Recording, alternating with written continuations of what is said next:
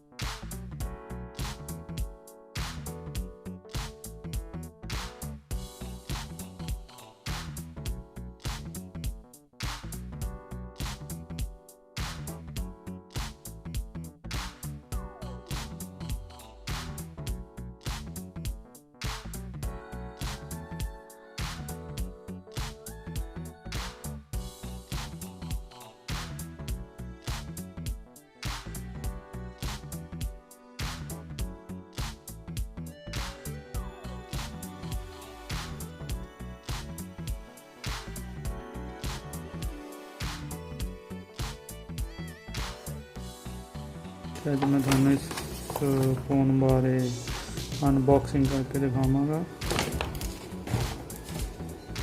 ये Redmi Note 9 Pro Max phone हैगा ते इसकी 6GB रैम ते 128GB रोम है ते 64 मैगापिक्सल मेन कैमरा है ते 32 मैगापिक्सल फ्रंट कैमरा है इसका ते इसका प्रोसेसर स्नैपड्रैगन 720G है। चलो आप इसनूं खोलते हैं तो ये सारी डिटेल वगैरह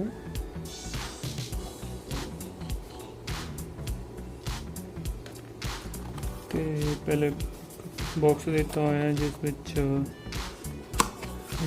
एक कवर है तो उसकी डिटेल है कार्ड पिन सिम पिन है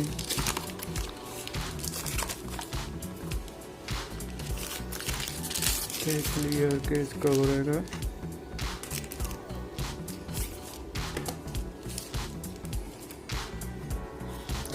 तो उस तो बाद आ जाता है फोन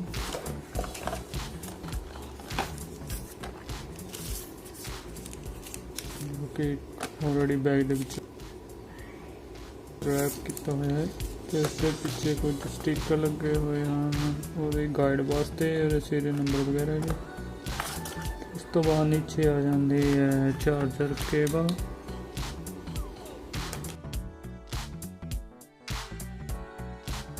उस तो बाद आ जाता है चार्जर अडाप्टर।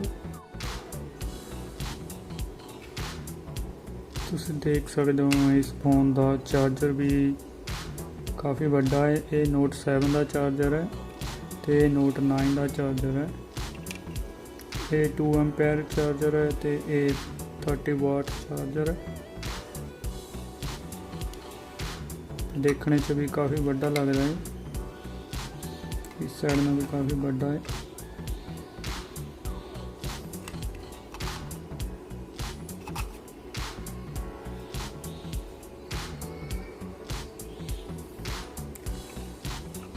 तो बैटरी के हिसाब नाल ते चार्जर के हिसाब नाल एक घंटे च फोन चार्ज कर दिंदा है अते उस तो बाद तुसी फोन काफ़ी टाइम यूज़ कर सकते हो। तो फोन की बैटरी बैकअप भी बहुत अच्छा है, यूज़ करते भी एक दिन कढ़ ही दिंदा है।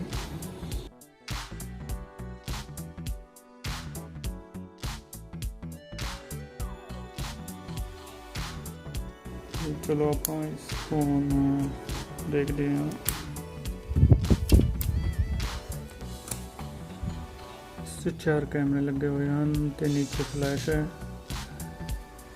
बैक फिनिश ग्लास वर्गी लगती है तो साइडा ते सिल्वर क्रोम की तरह दिता हुआ है जो कि आई थिंक प्लास्टिक का है।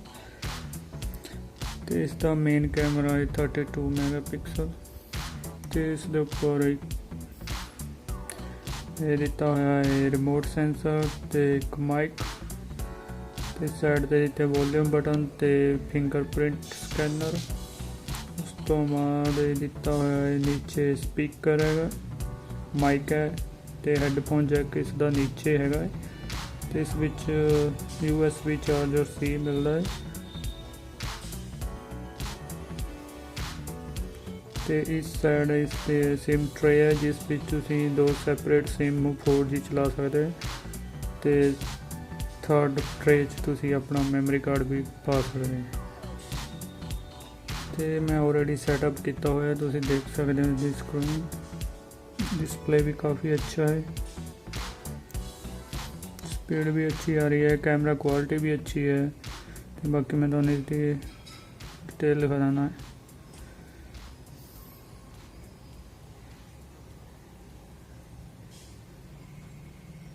ਜਦੋਂ ਇਹ फ़ोन लिया उदों इस सॉफ्टवेयर अपडेट नहीं सी ते उस तो बाद मैं अपडेट किया है। ये एंड्रॉयड 10 वर्जन है, MIUI इस 11 है।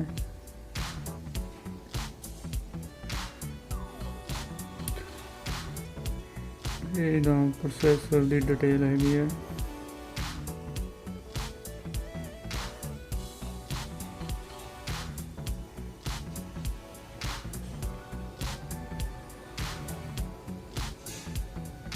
तो चलो मैं तुहानूं दिखाना है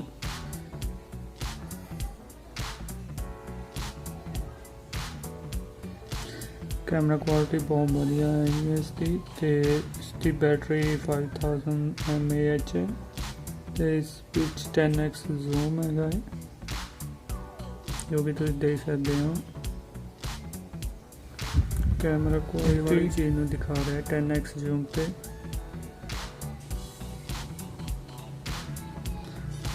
नेक्स्ट जूम पे इदा दिखती है तो वैसे तो थानू दिखेगी नहीं निकली है तो चलाने च भी काफ़ी स्मूथ चल रहा है जिमें कि तुम देख सकते हो बिल्कुल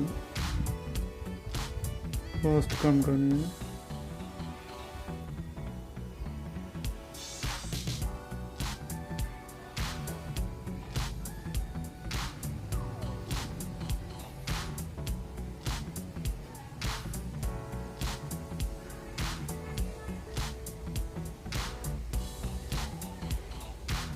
इस रेंज थानू एक काफ़ी अच्छा फ़ोन मिल जाता है।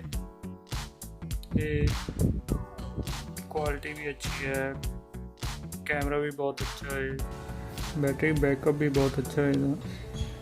तो बाकी मैं इसनू चला के बाद विच इसका रिव्यू पावांगा कि किद्दां ये चल रहा है, क्योंकि मैं काफ़ी हैवी यूज़ करता है फ़ोन नू, इसलिए 1 महीने तो बाद ही पता लगेगा कि ये फ़ोन किवें दा चलदा है। जां फिर मेरे Note 7 मांगे ही 6 महीने बाद हैंग होने लग जाएगा। पहला मेरे पास Note 7 सी, वो मेरे पास हैंग होने लग गया सी, इसलिए मैं हुण 6GB रैम ते 128GB मैमरी का ये फ़ोन लिता। बाकी तुहानूं मैं सारा कुछ इसदा 1 महीने चलाने तो बाद दसांगा कि किवें दा चलिया है। अज दी वीडियो च इन्ना ही। वीडियो देखने लई बहुत धन्नवाद। चैनल नूं सबसक्राइब करो और होर वीडियो देखने लई बेल आइकॉन ते क्लिक करो। मिलते हैं अगली वीडियो च। Bye bye.